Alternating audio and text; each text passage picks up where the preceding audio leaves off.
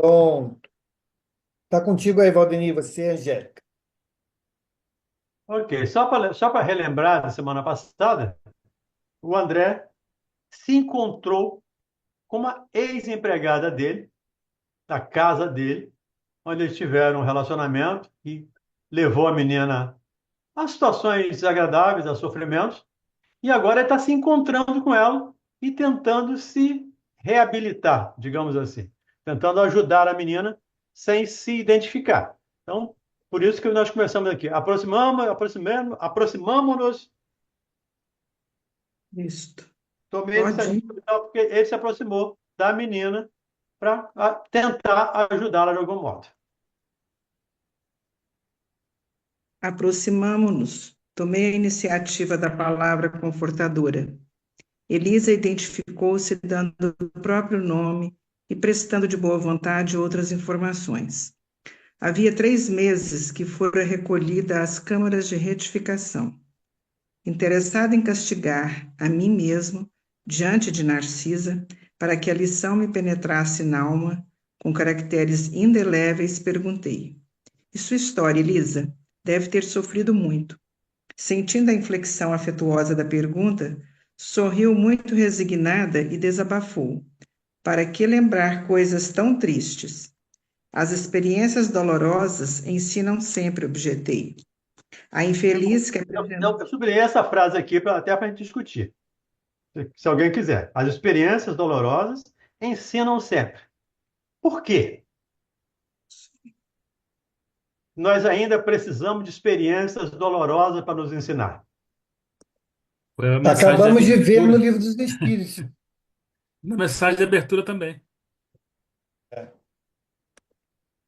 Pois é, eu não vi a mensagem de abertura, Ah, não, sim. não tive tempo de ler a mensagem de abertura. O trabalho está me tomando muito tempo ultimamente. Mas o fato é, nós ainda não nos voltamos em definitivo para o bem.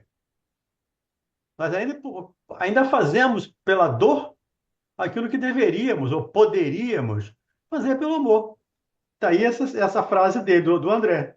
As experiências dolorosas ensinam-nos sempre. Ensinam sim. Mas será que precisaríamos disso? Eu acho que não precisaríamos. Mas nós ainda estamos escolhendo passar pela dor. E escolhendo passar pela dor não no momento da dor, mas no momento em que nós escolhemos as coisas equivocadas. E, de certo modo, todos nós, no planeta, ainda escolhemos coisas equivocadas. Por isso, precisaremos passar por essas dificuldades que os amigos espirituais nos chamam de mestra dor. A professora dor vem nos ensinar muita coisa que nós não aceitamos de boa vontade. Vamos lá, Jéssica. A infeliz, que apresentava profunda modificação moral, meditou alguns momentos como quem concatenava ideias e falou. Minha experiência foi a de todas as mulheres levianas que trocam o pão bendito do trabalho pelo fel venenoso da ilusão. Nos tempos da mocidade distante, como filha de um lar paupérrimo, vali-me do emprego em casa de abastado comerciante, onde a vida me impôs imensa transformação. Esse negociante tinha um filho tão jovem quanto eu, e depois da intimidade estabelecida entre nós, quando toda a reação de minha parte seria inútil, esqueci criminosamente que Deus reserva o trabalho a todos os que amem a vida sã, por mais faltosos que tenham sido, e entreguei-me a experiências dolorosas que não preciso comentar. Mais uma coisa que eu Conheci destaquei, que eu destaquei aqui. Eu vou lendo e vou destacando, gente. Eu não sei se vocês destaquem também, que aí, senão a gente comenta só o que eu destaco, né? Mas aí eu coloquei aqui. Deus reserva o trabalho a todos que amem a vida sã. Então, de novo, não precisaríamos da experiência dolorosa. Bastaríamos trabalhar na seara do Cristo. Bastaríamos estar dispostos a servir. Por mais faltoso que tenha sido, e aí ele fala dela, empreguei uma experiência dolorosa que não preciso continuar, que não preciso explicar. A gente entende e depois ela vai acabar explicando. Um pouco mais à frente, ela vai acabar comentando isso também. Diga, Sandra. Sandra, tutora? Não, Sandra Fonseca. Então, eu fiquei aqui com uma Você veio dúvida, da né? tutora, por isso que eu falei. Não, tranquilo. Eu queria só tirar assim, uma dúvida, né? Assim, pelo que eu estava lendo, né? Que no Carnaval eu li, comecei a ler esse capítulo aqui que a gente está vendo agora, e fiquei pensando, né? Então, não conta a imaturidade, por exemplo, da juventude enquanto homens encarnados, né? Porque no caso aqui, por exemplo, ele está trazendo uma questão de quando eles eram muito jovens, né? Tipo, eu entendo que adolescente, talvez, ela trabalhando lá na casa dele, eu deduzi isso, né? Que não fala de idade. Mas eu fiquei pensando nisso. Essa imaturidade que é natural do processo da adolescência, por exemplo, né? Aí falando um pouco mais no sentido humano da coisa, ela não justifica os equívocos imaturos que a gente pode ter. De qualquer forma, a gente vai ser responsável por isso, mesmo tendo atravessado a condição de humano imaturo na juventude, na adolescência, por exemplo. Eu tenho essa dúvida. Sim, eu entendo que nós sempre seremos responsáveis pelos nossos atos. Sempre. Mas a lei de amor, a lei de Deus é a lei de amor, é a lei de misericórdia. E nós não podemos garantir que nesta situação a misericórdia não atuou. A lei de o atenuante, os atenuantes para ela não foram apresentados. Tanto é que ela está recolhida, há 3 meses que ela está recolhida no nosso lar. Então, naturalmente, a lei de Deus sempre leva em consideração qualquer ato que fizermos de bom, de bem, qualquer trabalho que tenhamos feito. E leva em consideração também a ignorância. Me lembro aqui de um conto contado, me permita, pelo Humberto de Campos, quando ele conta uma conversa de Jesus com Pedro. E o Pedro reclama que as pessoas são muito ruins, que as pessoas são más, as pessoas são ainda muito más. E Jesus disse que não. As pessoas erram muito mais, segundo o texto, erram muito mais por ignorância do que por maldade. Então, sempre tem uma lei de misericórdia para nos atenuar as nossas faltas. Claro que teremos que responder pelos nossos atos, desde que já tenhamos maturidade para responder por isso. Porque uma criança de 4, 5 anos não pode responder, se ela matar alguém, ela não pode responder por isso. Mas, a partir do momento que tenhamos responsabilidade, sim, teremos que responder por cada ato, por cada palavra, por cada gesto, por cada pensamento. Aquele que pensar em adultério já adulterou, fala Jesus. Então, também pelos pensamentos, pelas omissões, enfim, tudo é levado em conta na nossa vida em termos espirituais. Ok, Sandra? Sim, eu entendi. Não quero ficar polemizando aqui, não, mas Não, assim, fique à eu vontade. fiquei pensando em relação ao desenvolvimento humano, né? A infância, né? A infância, a adolescência, assim, a maturidade, a fase adulta. Né? Então, assim, todos nós, seres humanos, quando chegamos aqui nessa condição humana, atravessamos esses momentos, né? Inevitáveis, né? Desde que a gente nasce até que a gente morra. Então, eu fiquei pensando nisso, né? Se ele aqui me pareceu bastante culpado por uma atitude que ele teve na juventude lá atrás. Então, assim, e ela lá sendo punida por coisas que ela cometeu também quando era jovem, eu fiquei assim pensando, falei, caramba, então essa lei. A minha dúvida é: se cria uma lei espiritual, né? E se dá uma condição humana que tem um momento de maturidade. Entendeu o que eu quero dizer? Como é que Sim, eu fica entendi. essa relação, né? É isso, você já me explicou aí que é sempre uma condescendência, né? Vamos dizer assim, né? De acordo com a pessoa, né? Mais pela ignorância do que pela própria maldade, entendi. E também tem um aspecto, Sandro, que o texto não diz a idade. Diz que era jovem, só que era jovem. A gente não sabe se ele é adolescente, se tinha 18, tinha 20, tinha 25. A gente não sabe, porque o texto não entra nesse detalhe. Como nós estudamos lá a questão número 1 do Livro dos Espíritos, eu, pelo menos, sempre pego essa questão para basear as minhas interpretações, os meus sentimentos. Deus é a inteligência suprema do universo.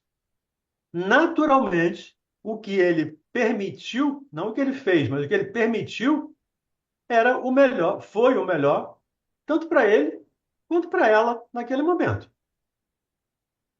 O anfitrião. Ele É, voltou. Parou. Caiu aqui Mauro sozinho minha voltou. internet.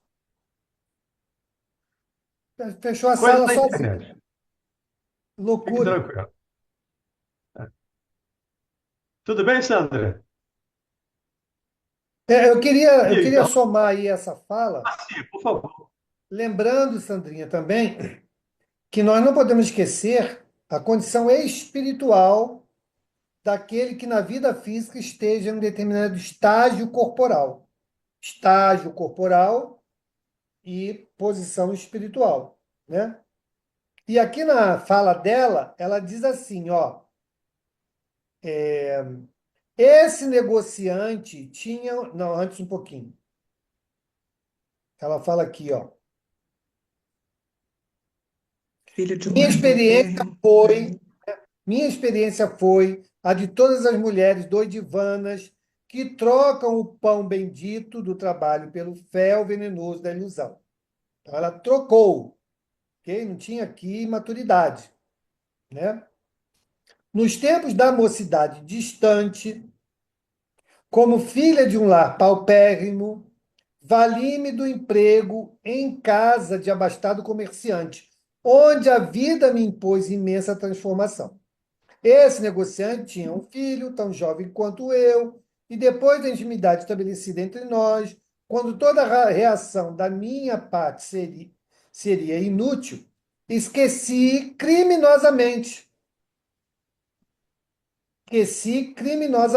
que Deus reserva o trabalho a todos que amem a vida sã, por mais faltosos que tenham sido, e entreguei-me a experiências dolorosas. Então, ela fez uma escolha, ok? Uhum. É isso que nós estávamos discutindo aqui. A intenção é o peso da balança. A intenção é o peso, o conhecimento é outro peso, né? A maturidade é outro peso, mas tudo isso é levado em consideração como atenuante ou agravante. E ela gostou, porque depois ela vai falar do luxo, do prazer, do conforto É, material. logo assim que ela vai Exatamente. entrar nesse detalhe. Ela já tinha uma certa, sabia discernir, né? Ela não era, com certeza, tão jovenzinha assim que não sabia valorizar, porque ela saiu de um lar paupérrimo e se encantou com o luxo, né? Não, eu peço só desculpa, porque assim, como o livro, esse livro é bem antigo, eu pensei num tempo muito antigo de terra, né? Que antigamente Uhum. as pessoas iam muito cedo trabalhar em casas de família, né? Como minha avó E se mesmo casavam veio, também, né? né? Se casavam muito cedo. Então eu pensei em jovens, no sentido de hoje, né? Um jovem que não sabia nada. Quantos jovens aí com hoje não mais tanto, né? Mas com 11 anos, 12 anos, às vezes iam trabalhar em casa de família sem muito entendimento, desculpa. Aí eu só quis entender, né, um Nada, pouco minha mais flor. isso. Não tem que desculpar, não, Sandra. É colocar Não, mesmo. Obrigada. A sem pedido intenção de é desculpa, essa. Sandra.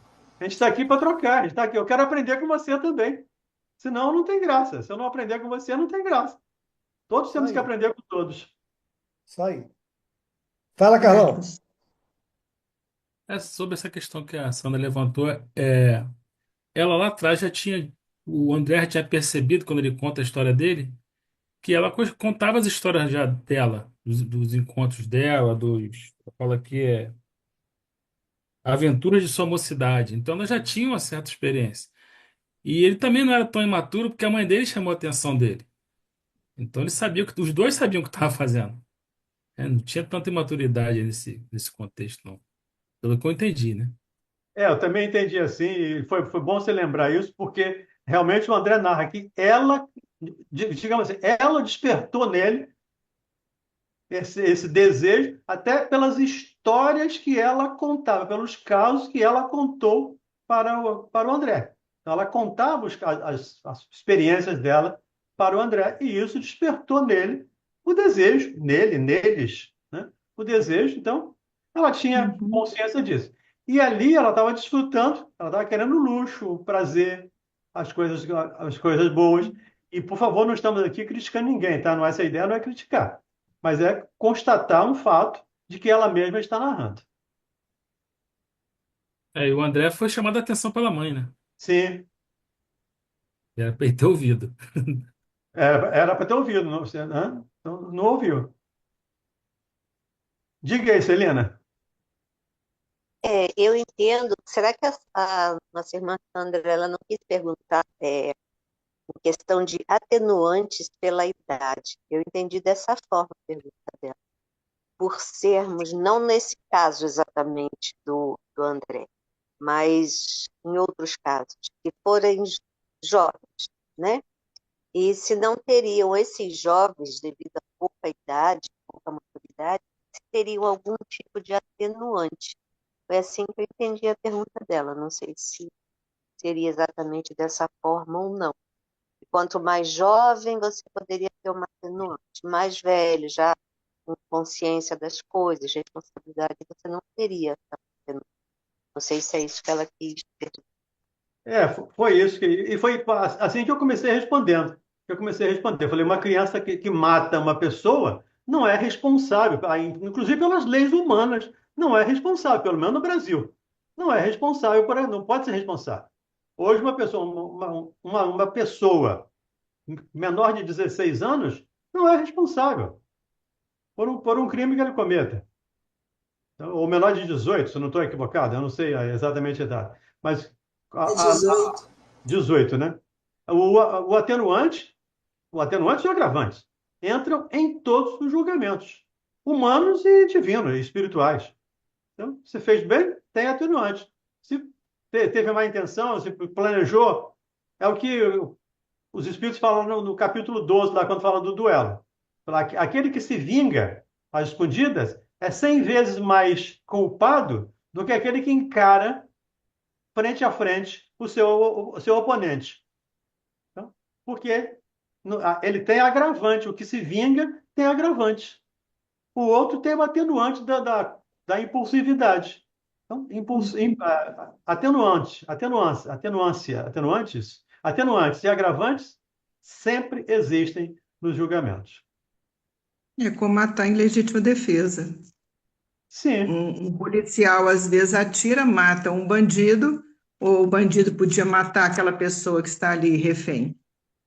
Quantas vezes a gente vê isso? Esse policial com certeza vai ter um atenuante na vida espiritual. com Ele certeza. pode chegar lá como um assassino, mas ele tem um atenuante, que ele evitou a morte de uma outra pessoa. Então, é muito, é o que você falou mesmo, né? Deus é inteligência suprema, ele sabe conduzir.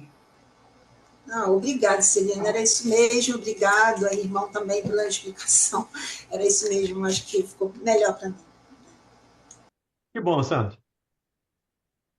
Pergunte sempre. Desde que você aceite o não sei como resposta, você pode perguntar qualquer coisa tranquilamente. Você está com o som fechado. Ok. Então, Continuamos. conheci de perto, aí ela continua, né? Uhum. Conheci de perto o prazer, o luxo, o conforto material e, em seguida, o horror de mim mesma, a sífilis, o hospital, o abandono de todos, as tremendas desilusões que culminaram na cegueira e na morte do corpo. Errei muito tempo, em terrível desespero, mas um dia tanto roguei o amparo da Virgem de Nazaré que mensageiros do bem me recolheram por amor ao seu nome, trazendo-me a esta casa de abençoada consolação.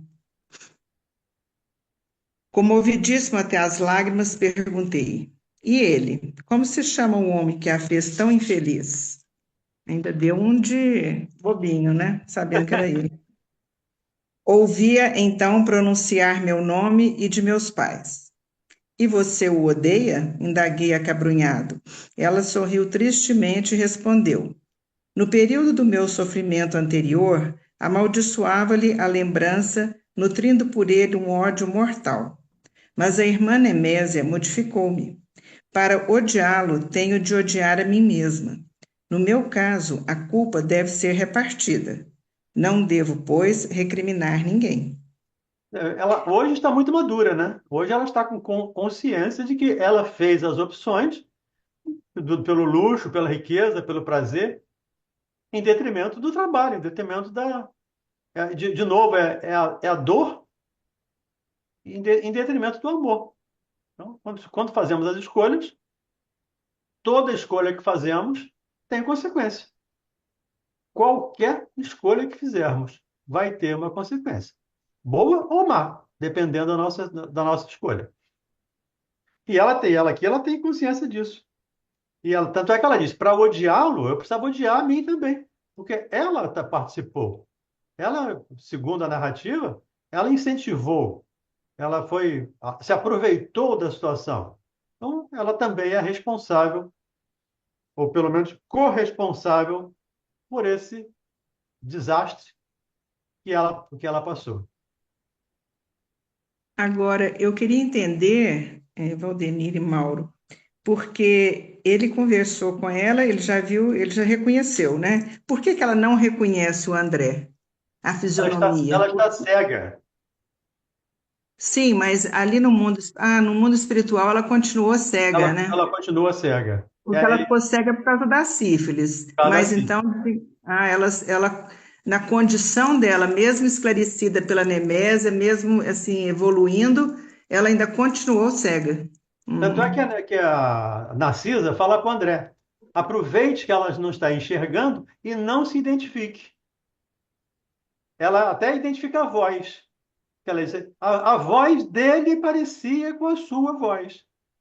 Ela identifica a voz do André, mas ela não está vendo. E aí nós já estudamos aqui em outras situações, o espírito necessariamente não precisa estar cego. Os desencarnados não precisariam estar cego, Pois mas ele é. tem a sensação da cegueira, em função de culpa, em função de mil coisas que não vem o caso aqui. Mas Isso ela não conseguiu tirar, então, né? Dela, a- a cegueira. Aí não não, conseguiu. ainda não. É questão de tempo.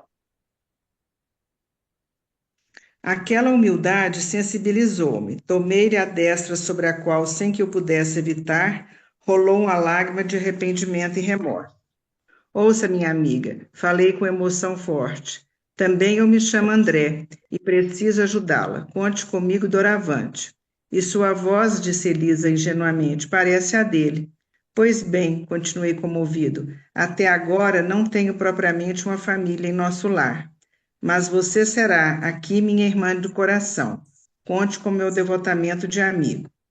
No semblante da sofredora, um grande sorriso parecia uma grande luz. Como lhe sou grata, disse ela, enxugando as lágrimas. Há quantos anos ninguém me fala assim, nesse tom familiar, dando-me o consolo da amizade sincera. Que Jesus o abençoe. Nesse instante, quando minhas lágrimas se fizeram mais abundantes, Narcisa tomou minhas mãos maternalmente e repetiu: que Jesus o abençoe. E ver a situação dela. Como lhe sou grato. Eu me lembrei aqui da carta de Pedro, quando diz que o amor cobre a multidão dos pecados. Então, uma palavra do André tirou, se colocando à disposição, se colocando como irmão dela, a tirou da situação de tristeza, da situação de depressão, me permita aqui o adjetivo, o diagnóstico, para uma situação de alegria e de gratidão. E a partir da gratidão, tudo melhora. A gratidão nos faz feliz. Não é a felicidade que nos faz gratos, mas a gratidão que nos faz felizes. A partir do momento que ela se torna grata, tudo fica mais fácil para ela. Diga, André. Valdeni, seria essa cegueira da nossa irmã, né? providencial. Eu estou sem o livro, mas eu estou acompanhando aqui. Ser providencial para essa reparação, como você bem falou, do André, em relação a ela, porque se talvez ela pudesse enxergar, e a gente sabe que os espíritos, quando desencarnam, eles não têm os órgãos físicos, né? Então, eles já não deveriam sentir dor, já não deveriam ter esses problemas que a gente tem aqui na Terra, né? A gente não enxerga pelo olho físico, é por uma totalidade. Então, assim, seria providencial para esse reajuste entre os dois? Eu não vejo assim, André. Tanto é que ela já estava cega quando encarnada. Ela simplesmente continuou no estado que ela estava antes de desencarnar. E não creio que houvesse, aliás, um determinismo para que ela fosse encontrá-lo numa situação X ou Y. Então, eu não vejo como sendo uma causa e consequência. Eu vejo ele aproveitou uma oportunidade para não se identificar, para não se mostrar, até para não criar um mal-entendido, não criar um mal-estar para ela, se ele se apresenta de imediato, porque depois que ele conquistá-la, em termos de fraternidade, de respeito, de irmandade, todo o mal que ele tenha feito, ou que eles tenham feito, fica reparado um com o outro ali, fica reparado, ou pelo menos encaminhado para uma reparação futura. Sim, mas no caso, por exemplo, com todo o adiantamento que ela disse que odiava, né? Aí com os ensinamentos da instrutora, ela passou a enxergar de uma outra forma. Mas se o nosso irmão, o André Luiz, tivesse se mostrado para ela, eu acho que inicialmente haveria uma rejeição mesmo com essa evolução, né? Ela não iria tratá-lo dessa forma, talvez. Eu penso dessa forma. Eu também acredito que nisso. Só não acho que tenha sido uma coisa em função da outra. Porque eles poderiam ter outros meios dele não se identificar. Até porque o espírito pode se apresentar da maneira que quiser. Então, ele pode. Eu Sim. não creio que ele tenha. Que isso aconteceu para que ela o perdoasse. Ele se Uhum. aproveitou da situação. Mas essa é a minha interpretação, tá? É a minha percepção do fato. Como eu costumo Ok. dizer, não é a verdade, nem é a melhor interpretação. É só mais uma. Ok, obrigado. Diga, Mauro. Eu queria somar também nessa discussão, né, que nós estamos aqui travando, das possibilidades, né, que são múltiplas. Eu corroboraria com o André nessa hipótese se coubesse ao André o resgate dela, né? Se o André fizesse parte do grupo de resgate dela, Ah, faria todo sim. sentido, né, induzi-la a essa dificuldade visual O André para que Luiz, não né? atrapalhasse o resgate, né? Que O não é André o caso. Luiz. Você está falando do André Loureiro. É, do encontro, né, dela Não, com. Diga. Travou. não, eu estou dizendo que você falou encontro com o André. Eu falei, o André Luiz. Porque nós estamos conversando aqui com o André Loureiro, tem outro André aqui Sim, também. isso mesmo, né? E lembrando também outra questão, né, que o André trouxe, que é importante a gente ressaltar, é essa condição do espírito, né, de não ter os sentidos circunscritos, né, e a percepção dele ser ampla, né, isso se dá também de acordo com a evolução do próprio espírito.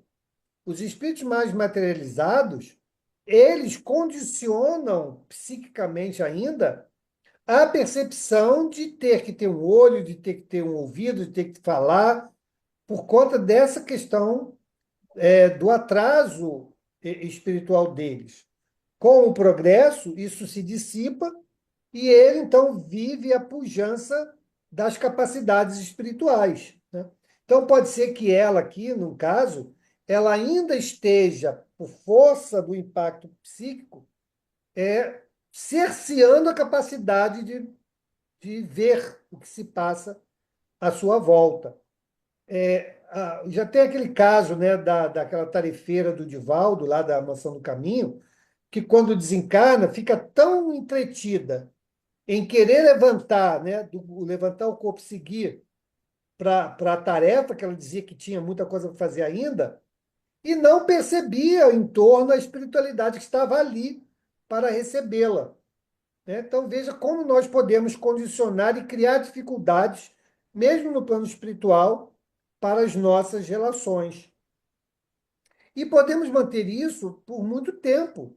Eu me lembro uma sessão, não, várias sessões que eu frequentei, né, de um centro de Umbanda da família, que tinha lá um irmão espiritual que se apresentava nas reuniões de Preto Velho, que ele dizia que não tinha braço nem perna.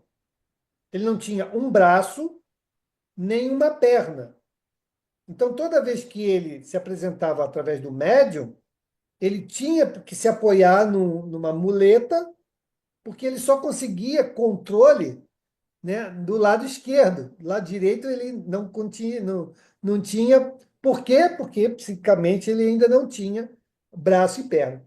Então, essas questões é que nós vamos perdendo na medida da evolução espiritual, da desmaterialização, né? E aí a gente vai ganhando essa maior liberdade e usando os atributos que o espírito possui de acordo com o seu adiantamento.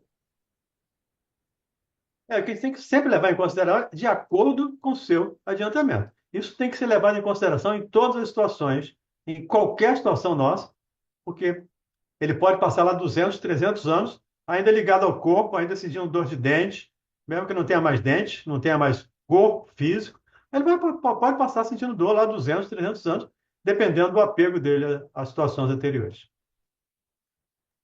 Valdenir, Sim, vale lembrar que lá no início do capítulo, o André demonstrou o desejo de visitar as câmaras de retificação feminina, né?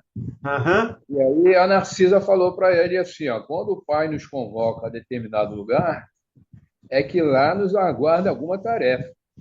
Cada situação na vida tem uma finalidade definida.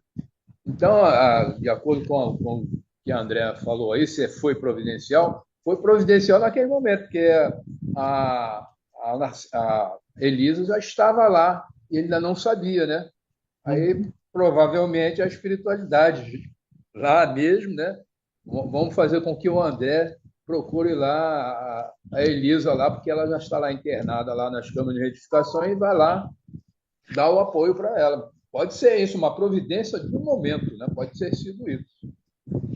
eu creio nessa hipótese. Eu acho que, para mim, pelo menos, é mais viável essa hipótese. Eles estão ali trabalhando, ela está internada, e é claro que há uma energia, há uma vibração, há uma atração, até pela culpa que ele tinha. Então, ele tinha uma culpa. E ele já tinha passado por uma experiência igual quando ele encontrou com o Silveira, que o pai tinha levado à falência.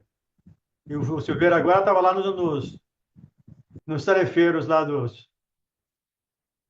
Sumiu a palavra agora. Mas trabalhando lá.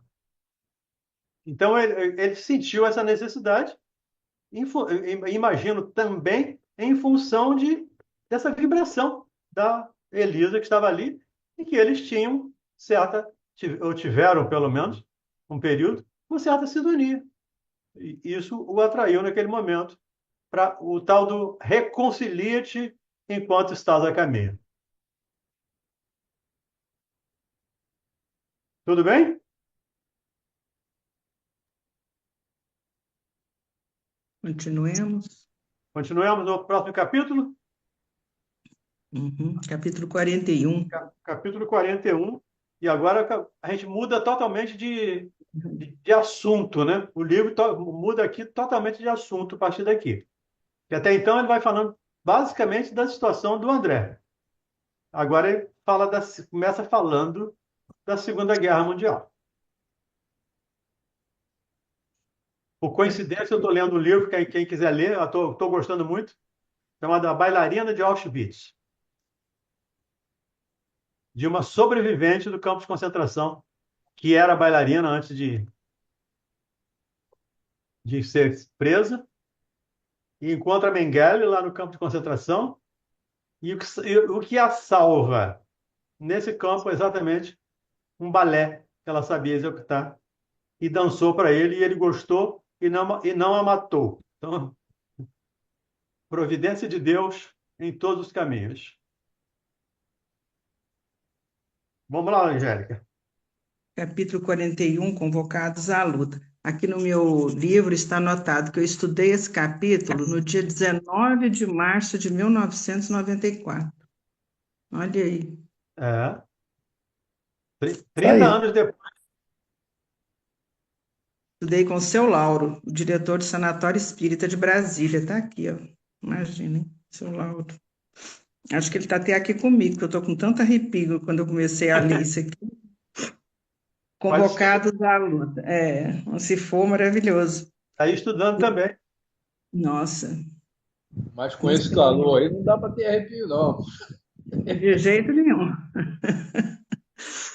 Nos primeiros dias de setembro de 1939, nosso lar sofreu igualmente o choque porque passaram diversas colônias espirituais ligadas à civilização americana. Era a Guerra Europeia, tão destruidora nos círculos da carne, quão perturbadora no plano do espírito. Entidades numerosas comentavam os empreendimentos bélicos em perspectiva, sem disfarçarem o imenso terror de que se possuíam. Eu Continua? marquei aqui, essa entidades numerosas comentavam empreendimentos bélicos, em perspectiva, sem disfarçar o imenso terror de que a possuía. Mesmo os amigos do plano espiritual, né, sentem o terror de uma guerra. Sabia-se desde muito que as grandes fraternidades do Oriente suportavam as vibrações antagônicas da nação japonesa, experimentando dificuldades de vulto. Anotavam-se, porém, agora fatos curiosos de alto padrão educativo. Assim como os nobres círculos espirituais da velha Ásia lutavam em silêncio, preparava-se nosso lar para o mesmo gênero de serviço. Além de valiosas recomendações no campo da fraternidade e da simpatia, determinou o governador tivéssemos cuidado na esfera do pensamento, preservando-nos de qualquer inclinação menos digna de ordem sentimental. Isso aqui é interessante. Acho que chama muita atenção nos dias atuais. Uhum. Nós vivemos uma situação, claro que não é uma guerra bélica, mas vivemos uma situação muito de lado. Eu estou desse, eu estou daquele. E o governador determinou que tivéssemos cuidado na esfera do pensamento, preservando-nos de qualquer inclinação menos digna de ordem sentimental. Então, eu não tenho que ter ódio, e aí eu vou pegando aqui a ideia exata do Hitler ou dos alemães, porque também são filhos de Deus. E aqui me lembrei do filme, não sei se vocês viram, se não viram, vale a pena ver, chamado A Cabana. É um filme que vale a pena ser visto, ser refletido, repetido. Eu já ouvi 2 vezes, já li o livro 2 vezes. É exatamente isso. Aquele que matou a menininha também é filho de Deus. E também merece os mesmos tratamentos, os mesmos cuidados que qualquer outro de nós merece. Por isso, o governador nos convocou aqui as pessoas para ter cuidado com a inclinação de sentimentos menos dignos, né, na hora da guerra. Mas a guerra só acontece por causa do ódio, né? Entre Sim, um e outro. é. É uma missão difícil, né? E às Agora ele vezes, está falando para os espíritos, e né? às vezes, Angélica, não é nem ódio, é muito mais de ambição até. É. muito mais O ódio ambição. vem depois. O ódio vem depois. Eu quero, eu quero, Poder, né? eu quero ser o imperador. Eu quero ter um império. E para ter um império, eu preciso pegar esse. Isso é o objetivo, isso é o fim. Agora os meios. Os meios não interessam. O fim justifica os meios nessa situação. Então, os meios, tem que matar judeu. Mata judeu. Tem que matar mata. Cigano, gay, preto. Mata. Desde que eu tenha o poder, desde que eu tenha o império, desde que eu tenha o comando, o ódio às vezes nem é tanto. As pessoas matam com o objetivo de conseguir a meta final lá de ter o poder. Diga, Mauro. Carlos. Carlos. Bandeira, eu tinha entendido nessa fala do governador aqui para os tarefeiros para eles não tomarem partido de lado nenhum. É Será que isso. era isso mesmo? É isso. Eu não tenho que odiar Hitler. Eu tenho que entender que o Hitler também é filho de Deus. Os que estão provocando a guerra também são filhos de Deus. E para nós espíritas, especialmente, né, e claro que para os espíritos lá do nosso lado, eles são filhos de Deus e serão espíritos perfeitos um dia. Serão como Jesus um dia. Então, se os tarefeiros tomassem um partido para um lado ou outro, até pararia o trabalho todo, né? Aumentaria a guerra, reforçaria um lado em detrimento de outro. Cria ressonância, né? Aí desequilibra tudo. Uhum. Pode ser isso. Por isso a fala do governador, tenha cuidado com com as inclinações dos seus sentimentos, para não virar muito para um lado e amar um lado, odiar o outro. Por isso que Jesus manda amar os inimigos. Porque se amar só os amigos, qual é a diferença que nós estamos fazendo? O que é que nós estamos fazendo de diferente? Absolutamente nada. Então, essa é a ideia. Sandra. Então, eu acho que isso é tão difícil ainda, né? Eu fico pensando assim, por exemplo, quando você lida com espíritos sofredores, por exemplo, né? Você lida com o sofrimento dos sofredores, no caso, né? A gente vê no caso de guerra, no caso de uma maldade com uma criança, né? Quando você está falando aí, por exemplo, de Hitler e tantos mais, é muito difícil isso, né? Você não sentir, você não se manifestar, você não falar, às vezes, até uma coisa mais forte, ou sentir ou pensar. E sei que a gente responde por isso, sei que não é bom, porque qualquer energia proferida no universo tem poder, né? É o verbo que volta, mas eu acho que, sei lá, a gente ainda está muito longe, é tanta indignação que a gente vê nesse mundo, né? É só um comentário mesmo, é uma atitude difícil, já que na Segunda Guerra deveria ser, imagina hoje, né? A gente está num estado quase que de guerra. É o que eu falei, nós estamos numa guerra, não numa guerra bélica, mas estamos numa guerra. E claro que, Sandra, pelo menos eu não tenho condição ainda de não ter um lado, de não torcer por um lado. Ainda tem essa dificuldade. É claro que eu tenho.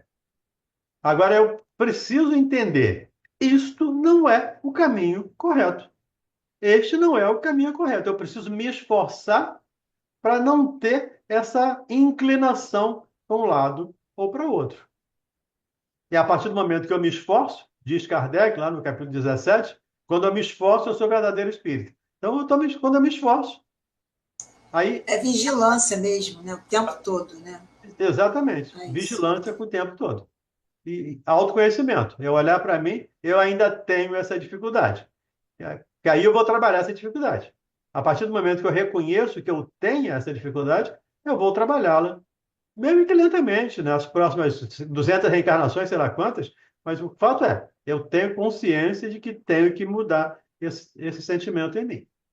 Eu tenho que olhar para o Hitler, e olhando para o Hitler de hoje, do século XXI, do 2025, eu tenho que olhar para o Hitler com o mesmo respeito, com a mesma fraternidade que eu olho para Francisco de Assis.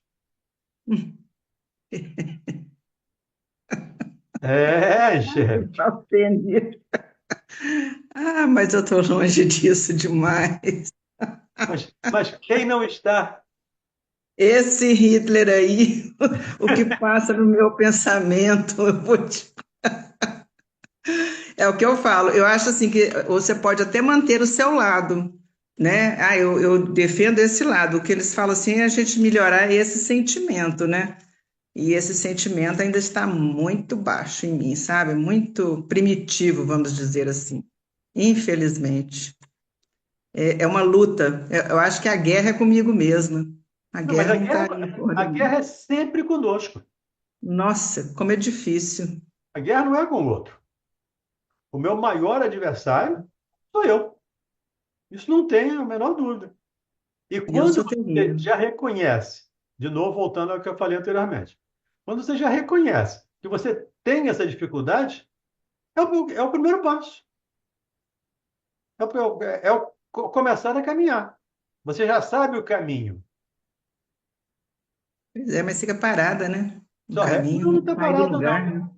Quando Não você. só não dou ré, mas fico parada, porque eu não consigo mudar, né? Não, você está mudando.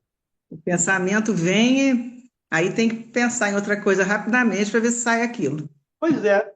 Antigamente o pensamento vinha e você se comprazia nele. Hum, Então, a hoje eu... pensamento vem e diz, opa, esse pensamento não é cristão. Isso não é o que o Cristo ensinou. Isso não é espírita. Então eu preciso mudar isso. Isso é progresso. Agora, vamos fazer de uma vez só? Não. Vamos fazer na próxima encarnação? Eu, pelo menos, não vou. Com toda certeza, não vou. Agora estou me esforçando para ir me transformando na medida do possível. Respiremos fundo e trabalhemos. Então, só um comentário rapidinho. É que, assim, na medida do possível, às vezes, por exemplo, para mim, eu acho que ainda é pouco, sabe? Eu fico me cobrando que eu preciso melhorar, é como se tivesse assim uma pressa para melhorar muito rápido e acabo não contabilizando o tanto de melhora que já consegui, como esse que você falou para a Angélica, por exemplo. Só da gente mudar um padrão, né? Eu já não estou fazendo mais dessa forma, eu já estou reconhecendo aquilo como algo ruim e estou atenuando, já ajuda, né? Mas aí eu fico pensando, caramba, a minha evolução implica na evolução da humanidade. Isso me dá uma angústia, porque parece que quando eu quero correr para poder ajudar essa humanidade, aí eu me deparo com uma situação ainda primitiva do outro, eu falo, gente, não é possível, nós estamos em 2025. Então, é sempre uma angústia, né? Viver essa coletividade nessa dimensão é uma angústia muito grande. Eu espero que lá em cima seja um pouco melhor. De qualquer maneira, Sandra, é dentro das possibilidades. O que é impossível para você, você não faz. Não tem como você fazer. Você vai fazer dentro do seu possível. Agora, esse possível, quem é que avalia? Eu não posso avaliar o seu possível. Eu posso avaliar o meu. Eu olho para o meu possível, aqui eu posso fazer mais. Aqui eu ainda não tenho condições. Mas não vou me punir porque eu ainda não tenho condições. Não vou me culpar porque eu ainda não tenho condições. Eu vou entender. O meu nível de evolução espiritual ainda está aqui, nesse nível, nesse patamar aqui. Não adianta eu querer dar um salto, porque eu não vou conseguir, eu vou cair. Então, é melhor ir devagar e sempre do que tentar dar salto e cair da escada rolante. Cair da escada rolante, ela te leva lá para baixo de novo. Então, a gente tem que ter esse cuidado. É igual aqueles atletas que vão dar um mergulho na piscina e a plataforma lá, a prancha, é lá em cima. Ninguém vai dar um mergulho daquele se não souber, né? Só quem sabe. Só com muito treinamento, né? Exatamente. Ele começou pulando na borda da piscina. Depois bota um trampolim de meio metro, de 1 metro, de 5 metros, depois vai aumentando. É igual aquele salto com vara. Ninguém começa pulando lá o sarrafo lá em cima. A gente vai treinando, vai ensaiando. E à medida que a gente vai ensaiando, vai aperfeiçoando. Agora é importante, de novo, esse autoconhecimento. É o que a Angélica está dizendo aí. Eu ainda tenho o meu pensamento, ainda... o meu também. Mas quando a gente tem esse conhecimento, tem essa certeza de que o meu pensamento ainda está muito aquém do desejado, a gente consegue, a gente caminha. E entendamos que nós não estamos só nessa caminhada. Não somos só nós que temos essas dificuldades. Lembra aqui de Paulo, se não me engano, escrevendo aos Hebreus. E quando ele diz: o bem que eu quero, esse eu ainda não faço. Isso é Paulo, não é Saulo. Mas o mal que eu não quero, esse eu ainda faço. Esse ainda mora em mim. Isso é Saulo, isso é Paulo. Então, o dia que eu estiver no nível de Paulo e puder falar isso, eu vou ficar muito feliz da vida. Mesmo ainda fazendo mal. Mas ninguém ignora que Paulo foi o maior divulgador do cristianismo. Fez muito pelo cristianismo. Mas na percepção dele, o possível dele ainda estava aquém do que ele desejava. E como vai estar sempre aquém? O meu possível vai estar sempre aquém do meu desejo. O meu desejo está sempre à frente. Por bem ou por mal, às vezes.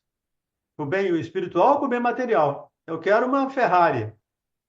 Mas eu não tenho Fusca, mas eu quero uma Ferrari. Eu vou sonhar com uma Ferrari. Eu quero um terceiro céu. Mas eu não saí do primeiro ainda. Terceiro céu aqui é a fala de Paulo também, tá? Escrevendo aos Coríntios. Então a gente tem que entender, se conhecer e dizer: isto eu ainda não posso. Mas vou conseguir. Como diz Jesus, nós também viveremos. Viveremos e progrediremos incessantemente. Tudo bem? Mauro, 55. Vamos parar aqui, né? Vou parar aqui. Lemos só a primeira. Reconheci que os espíritos superiores. Pode Isso. reiniciar, porque está perto do início do capítulo. A gente reinicia o faz capítulo. uma leitura corrida, né? Isso. A gente recomeça no 41. Ok. Obrigado, Valdemir, obrigado, Angélica, a todos que participaram, né, com as suas reflexões. É isso que enriquece, né, o nosso trabalho. É isso que fica bonito, é isso que fica bom, né? Essas participações enriquecem muito.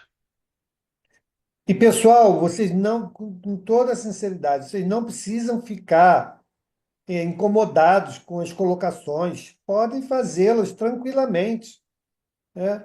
Nós estamos aqui aprendendo juntos, tá bom? O importante eu falo sempre. Podem discordar tranquilamente. Também, sem problema. Às vezes, o André faz isso muito bem. André, às vezes, lá no centro, fala: Mauro, desculpe lá, eu sou meio contestador. Eu falei: não, é isso mesmo, o espaço é esse, é um espaço democrático. Às vezes, a gente elabora um pensamento, uma ideia, coloca para a gente, está claro como a neve. Mas quando a gente coloca, muitas das vezes, a escolha das palavras pode não trazer a mesma clareza para os demais. E vocês são um reflexo disso, vocês são os espelhos. Se vocês não falam nada, a gente acha que foi compreendido, né? Então, quando vocês dão feedback, isso é maravilhoso, porque traz a reflexão de vocês e a gente, opa, então falei corretamente aquilo que eu achava, me fiz entender, né? Quando não, a gente reformula e restabelece até que a clareza do entendimento se faça. Patrícia, coloca lá no chat. Você tem vergonha de falar? Coloca no chat. Essa é a possibilidade. Tem problema não, Patrícia. Nada, André. Ninguém fala demais, não. Pode deixar. Não, mas... Morro de vergonha. Pronto, nada, você falou. nada. Esse é o seu exercício. Esse é o seu exercício. Muitos não perguntam também, eu acho que é porque tem medo de falar assim, mas é uma pergunta tão boba, e não é, às vezes aquela pergunta que estou pensando que é boba vai ajudar muita gente a ser esclarecida aqui. É verdade, eu concordo contigo. Eu aprendo muito com as perguntas aí, por exemplo, essa que a Sandra fez hoje, adolescente, né? Isso aí serve para a gente ir refletindo, tirando as nossas conclusões e aprendendo com vocês, né? Porque o Valdenir esclareceu muito bem, e você também. Eu acho importante perguntar. E se for pergunta boba, pode ser boba para ele, mas está ensinando muita gente. Muitos de nós aqui. E também o que Para está quem fez, escrito não no é seu boba. livro aí, desde 1990, né? Hoje tem outra visão também, né? Então, eu falei hoje, eu estudei em 94 essa lição. Olha, 39 anos, né? E eu estou Bacana. aqui estudando e cheia de dúvidas. Uhum. Isso aí. Então vamos à nossa Bom, prece. E, rapidinho, quando a gente assiste, por exemplo, eu assisti um vídeo do carnaval, onde eu estava, não tinha sinal de internet, não pude participar, né? E eu tive uma dúvida lá sobre um assunto. Eu posso escrever lá nos comentários? Será que alguém me responde? Pode, Pode. pode sim. Por isso, pessoal, que eu peço para que no grupo do estudo nós não fiquemos publicando notícias que não têm a ver com os nossos estudos. Para isso tem o grupo de convivência. Então bota lá no grupo de convivência outras coisas, né, notícias, mensagens, bota lá. No grupo de estudos, vamos colocar aquilo que é pertinente ao estudo. Porque senão a gente fica poluindo o canal e a pergunta que muitas das vezes alguém possa fazer, que é relevante, vai se perder no todo. Entendeu? Então, aí esse espaço ele é reservado para que a gente possa ali trocar, colocar dúvidas, trazer informações, né, conteúdos que contribuam para o estudo que está em desenvolvimento. Tá bom? Então, vamos Ok. fazer a nossa prece, encerrar o nosso dia de hoje. Vamos pedir a nossa irmã Celina. Celina, você faz a nossa prece, querida? Tá? Por favor. Mestre amado Jesus, Deus, nosso Pai maior, obrigado, Senhor, por mais a oportunidade de estarmos todos juntos após a festividade atual. Graças a Deus, eu relativamente tranquilo. E segundo o pedido do nosso irmão da casa, Mauro, vou passar para nossos irmãos do grupo, pedido por um mentor de nossa casa, continuássemos as vibrações durante o período do quaresma, que seria muito necessário. Então, por isso, eu tomei a liberdade de passar os irmãos do nosso grupo de estudo. Mas, enfim, mais uma vez, muito obrigada por termos acesso a esse grupo de irmãos presentes, aqui pertinho, irmãos de longe, e assim vamos aumentando cada dia mais esse grupo, né? Que é a finalidade de espalhar a doutrina da melhor maneira possível, da forma mais esclarecida. Mestre Jesus, peço na semana que está se iniciando, abençoe a todos os nossos irmãos presentes e os que não puderam estar, possamos ter uma semana de paz, uma semana de aprendizado, e cada dia, sim, nós possamos chegar ao final do dia e agradecer por termos tentado acertar mais uma vez. Erramos, mas tentamos. Sendo assim, Senhor, eu peço que possamos nos despedir agora, todos em paz, abençoados, e sempre muito enriquecidos por eles já tanto. Temos todos em paz, que Jesus nos abençoe. Assim seja. Obrigado, Celina. Obrigado a todos. Uma semana feliz, tá bom? E amanhã estaremos aqui de volta. Um grande abraço a todos, um beijão, uma boa semana. Até amanhã, Boa gente. noite. Boa noite a todos. Até Igualmente, amanhã. feliz. Até amanhã.